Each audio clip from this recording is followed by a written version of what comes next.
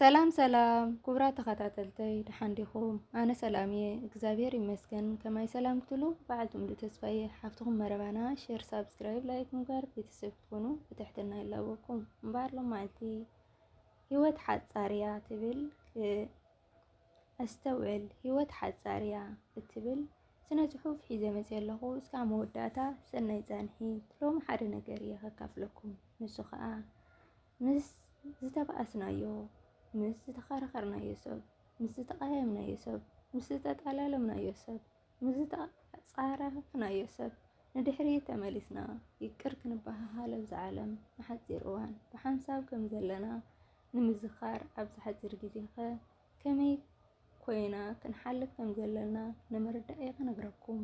ቅድሜ ናብቲ ሓሳብ መእታዊ እዞም ነዛ ዘይጠቕማ መስመር ሒዘ ዘላ ዛንታ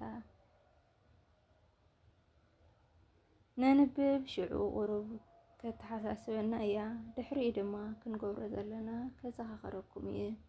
ሓንቲ ኣዝያ ኣረጊት ሰበይቲ ኣብ ኣውቶቡስ ተሰቒላ ኮፍ ብምባል ትጓዓዝ ነበረት እሞ ሓንቲ ኣብ 20ታት ዕድመ እትርከብ ንእሽተይ መንእሰይ ጓል ድማ ብዙሕ ሰኸም ሒዛ ናብቲ ኣውቶቡስ ትድይብ እሞ በቲ ንብረታ ገይራ ነታ ኣረጊት ሰበይቲ ተሃርማ ተጎናፂፃ ኣን እታ ኣረጊት ሰበይቲ ስለምንታይ ከምዚ ጌርክኒ ትጉንፅኒ ስለምንታይ ተሃርምኒ ኢላ ከይተዛረበታ ስቕ በለት።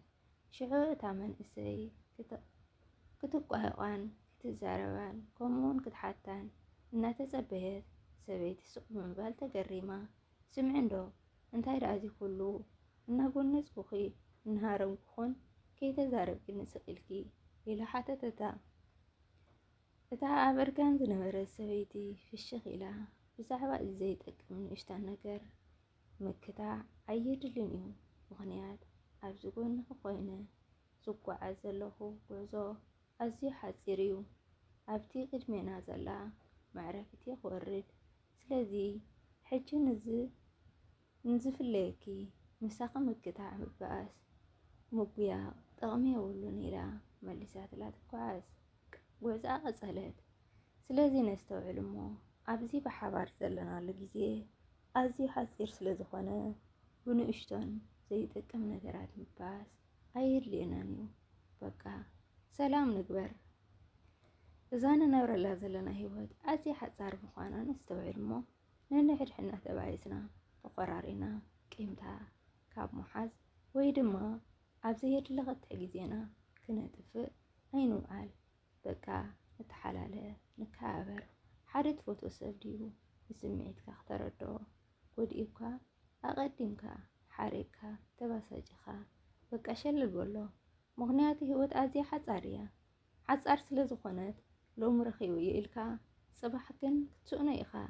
ስለዚ ኣብ ውሽጥኻ የእቲኻ ነብስኻ ኣይተሳቒ። ሓደ ትፈትዎ ሰብ ድዩ ኣብኡ ዘይትጽበዮ ጥልመት ኣግዚሙካ ወይ ምሳኻ ዘየለ ምሳኻ ኣለኹ ኢሉ ኣታሊሉካ በቃ ግደፎ ኪድ ጥራይ ኣዕሚቕካ ካብ ውሽጥኻ ኣተንፍስ። ምኽንያቱ ህይወት እዛ እትሪኣ ዘለኻ ኣዝያ ሓጻር ስለ ዝኾነት ካብ ሓደ ተኽብሮ ሰብ ድዩ ብዘይ ምኽንያት ጸርፍታት መጺኻ ኣመና ሓሪቕካ ፎቕ ግደፎ ኣየድልየካን እዩ። በቃ ሸለል በሎ። ምኽንያቱ ሎሚ ጸሪፉ እኳስ ጽባሕ ክጻረፈሉ ወይ ክውደሰሉ ዘይኮነ ክዛረበሉ ኣብ ዘይኽእል ጉድጓድ ትሕቲ ምድሪ እዩ ክኣቱ። ህይወት እውን ከምዛ ትሪኣ ዘለኻ ኣዝያ ሓጻር እያ። ንኹሉ ሸለል ኢልካ ሕለፎ። ኣብዚ ምድሪ ንውሕድ ግዜ ኢኻ ዘለኻ። ብደቂ ሰባት ብዙሕ ገጥመካ እዩ፣ ግን ከዓ ንውሕድ ግዜ ኢኻ ምስኦም ዘለኻ ወይ ንሶም ቀዲሞምኻ ክፍለዩኻ እዮም ወይ ድማ ንስኻ ቀዲምካዮም ክትፍለዮም ኢኻ። ኣስተውዕሉ እሞ ኣብዚ ዓለም መዓዝ ከም ዝተወለድካ እምበር መዓዝ ከም ትመውት ስለ ዘይትፈልጥ ምስቲ ኣብ ጎንኻ ዘሎ ዋላ ደኣ ዘይቐረብ እሾኽ ይኹን እምበር ሰት ለምለም ኮይንኻ ልገቦ። ንዝበደለካ ይቅር በሃሊ ኩን። ፍቕሪ ትሕትና ሕድገት ዕግብቲ ከም ዓበይቲ ህፃን ኣብ ውሽጥና ንጽህትን ምኽንያቱ ብሓባር እንነብሮ ምንባር እንጓዓዞን ጉዕዞን ኣዝዩ ሓፂር ስለ ዝኾነ እዩ እናበለና እዩ ይቕኒየለይ። ክሳዕ ሕዚ ዝነበረት ዛንታ ነዚ ትመስል ብጣዕሚ ደስ ትብል እያ። ያው ብዙሓት ኣይኮነን ዳርጋ ሸይጣን ድዩ ሰብ ድዩ ዘይርደእካ ኣብ ፀርፊ ኣብ ብለከላሓካ ካባይ ጀሚሩ ማለት እዩ። እዚ ከይሓሰብኩ ሓደ ግዜ ከምዚኣታት ፅሑፍ እሲ ገደብ ናትገብር እውን ይገብረካ እያ። ኣነ ፈሊጠ ከምህረኩም ንዓኹም ዘይኮነ ኣቲኹም አንብብዎ ምንጪ ወዲ ባይሩ ዝብል ማለት እዩ። ኣዝዩ ይጠቕመካ ማለት ሂወት ሓፃር እያ ብትክክል ማለት እዩ። ኣነ ንባዕለይ ይፃረፍ እየ ይፅሕፍ እየ ኣብ ዘይኮነ ኣብ ዘይምልከተና ኣቲና ንዛረብ ኢና እና ፅባሕ ንዝሓልፍ ኩሉ ነገር እሲ ነዚ ዓለም እሲ ተኽኢልና ሸለል ኢልና ክንሓልፎ ፅቡቕ ነገር እዩ። እዛ ፅሕፍቲ ከዓ ደስ ትብለካ ብመዓልቱ ትጋረጪኻ ምስ ሰብ ብመዓልቱ ትቀያየምካ ንዝሓልፍ ዋላ ንዘይረብሕ ነገር ዋላ ንእሽተን ነገር ከም ዓብዪ ቆፂርና እና እዛ ፅሕፍቲ ከዓ ኣዝያ መሳጢት እያ ደስ በሃሊት እያ።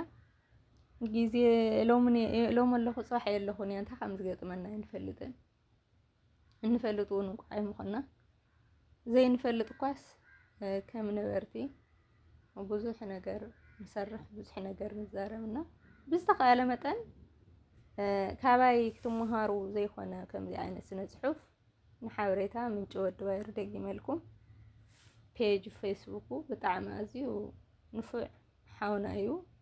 ተወከስዎ አንብቡ ምንባብ ክጥቀሙ እምበር ኣይትጉደውን ዝብል ንምባል እየ እና ናይ ሎም ቪድዮ ነዚ ይመስል። ስጋዕ ብኻሊእ ቪድዮ ንራኸብ ሰሰና እዩ።